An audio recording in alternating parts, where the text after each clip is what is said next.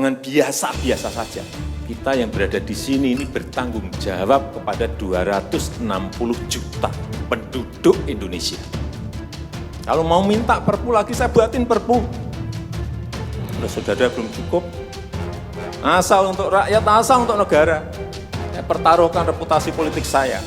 Dass die Schuldentragfähigkeit wiederhergestellt werden kann. Das Instrument. Oleh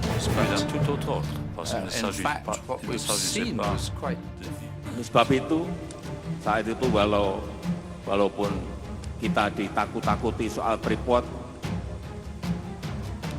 tetap kita terus. Meskipun kita juga ditakut-takuti masalah nikel, kalah di WTO, kita juga tetap terus. Justru kita tambah stop boksit. Nanti mungkin pertengahan tahun lagi akan kita stop lagi tembaga.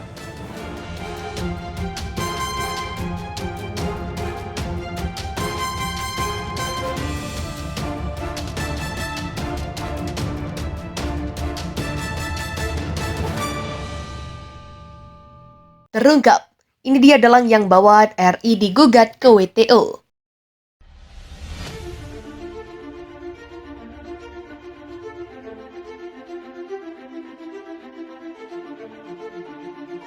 Indonesia saat ini sedang dalam sengketa hukum perdagangan dengan Uni Eropa di Organisasi Perdagangan Dunia. Gugatan Indonesia ke WTO oleh Uni Eropa itu terjadi atas kebijakan pemerintah Indonesia melarang ekspor biji nikel ke luar negeri pada Oktober 2022 kemarin. Indonesia dinyatakan kalah atas gugatan di WTO itu, meskipun kalah dalam pesan terakhir yang disampaikan oleh Presiden RI Joko Widodo, menyebutkan untuk tidak takut dan tidak mundur menghadapi kekalahan gugatan Uni Eropa di WTO itu. Makanya dia meminta kepada Menteri Luar Negeri RO, Retno Marsudi, untuk melakukan banding hukum atas kekalahan di WTO itu. Saya sampaikan kepada Bu Menteri Luar Negeri untuk jangan mundur, ungkap Presiden Jokowi dalam acara HUT PDIP ke-50. Kalau banding nanti kalah, saya nggak tahu ada upaya apa lagi yang kita lakukan. Tapi itulah sebuah perdagangan yang kadang menekan sebuah negara agar mereka ikut aturan main yang dibuat negara besar. Sehingga kalau kita ekspornya kirimnya bahan mentah sampai kiamat, kita hanya menjadi negara berkembang, tandas Jokowi. Terungkap ternyata beberapa pihak yang menggugat Indonesia ke WTO adalah mantan penjajah Indonesia. Hal tersebut dikatakan oleh anggota Pokja Hilirisasi Mineral dan Batubara Kadin Jokowi. Menurut Joko, anggota Uni Eropa termasuk negara-negara yang pernah menjajah RI di masa lampau. Oleh sebab itu, sikap yang dilakukan Uni Eropa tersebut hampir mirip seperti apa yang dilakukan VOC di masa lalu. Sekarang kejadiannya juga berulang lagi di mana Indonesia diberi anugerah oleh Tuhan melimpahnya nikel di bumi Indonesia, terutama di Sulawesi dan di Maluku Utara, di Papua yang merupakan komoditas yang baik untuk masa depan. Joko menyebut nikel sendiri diketahui bakal menjadi komoditas yang strategis di masa depan. Melalui sumber mineral ini, ekosistem kendaraan listrik berbasis baterai akan terbangun.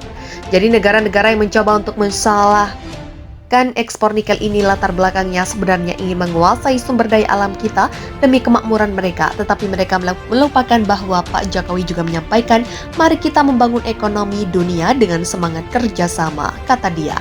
Naik banding segera kita sudah mengumumkan lagi untuk melarang ekspor bal Z4 tahun ini, katanya. Bahlil meminta pemahaman pelantaran kebijakan tersebut diambil pemerintah Indonesia dalam rangka mendorong meritokrasi di dalam negeri. Andai pun kami dibawa ke WTO nggak apa-apa juga karena kami belajar pada negara-negara yang dulunya sudah berkembang, begitulah katanya Bahlil.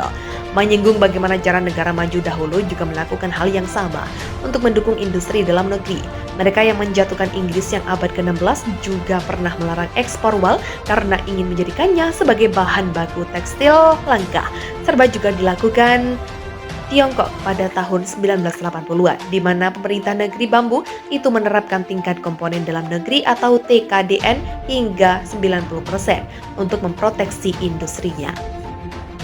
Ini juga nggak ada yang melarang mereka di Indonesia dan negara-negara berkembang sedang ingin untuk menaikkan tanggal satu ke tanggal yang lain.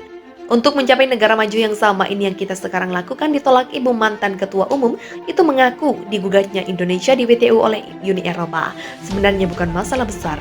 Pasalnya pemerintah sadar betul bahwa realisasi merupakan jalan tengah agar Indonesia bisa sekarang naik kelas dari segera naik kelas dari negara berkembang menjadi negara maju. Dalam pembukaan Twing kedua ini, Menteri Investasi Auto Kepala Badan Koordinasi Penanaman Modal atau BKPM, Mbah Lila, di hadapan generasi yang hadir membahas mengenai larangan ekspor nikel mentah ke dunia. Semangat penting menyampaikan kembali terkait larangan ekspor nih kepada generasi G20 yang hadir. Tujuannya supaya negara G20 sedangkan ia lakukan pemerintah Indonesia tersebut, kita akan dibawa ke WTO. Oleh beberapa negara lain, jadi saya sengaja menyampaikan bahwa saudara harus video forum. Itu bahwa pembawa rules ada kesamaan pandang bahwa berdiri sama tinggi untuk duduk sama rendah. Yang diberikan kewenangan kepada masing-masing negara untuk mengatur posisi negaranya.